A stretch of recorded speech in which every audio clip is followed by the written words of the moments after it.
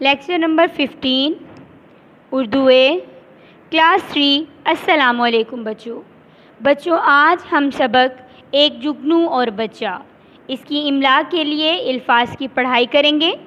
میں آپ کو املا کے لیے الفاظ کی پڑھائی کروا دیتی ہوں، آپ میرے ساتھ ساتھ ان الفاظ کو دہرا لیں۔ چلیں شروع کرتے ہیں۔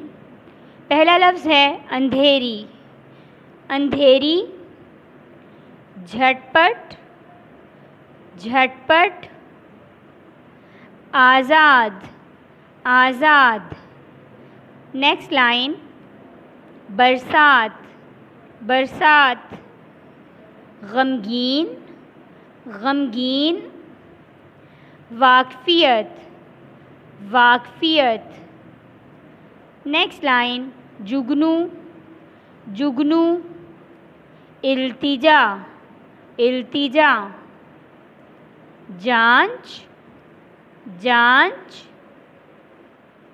نیکسٹ لائن، چنگاریاں، چنگاریاں، قیدی، قیدی، کاریگری، کاریگری۔ نیکسٹ لائن، کپڑا، کپڑا، شکاری، شکاری، چال، چال۔ بچوں ایک دفعہ میں دوبارہ آپ کو ان الفاظ کی پڑھائی کروا دیتی ہوں۔ شروع کرتے ہیں۔ اندھیری، جھٹپٹ،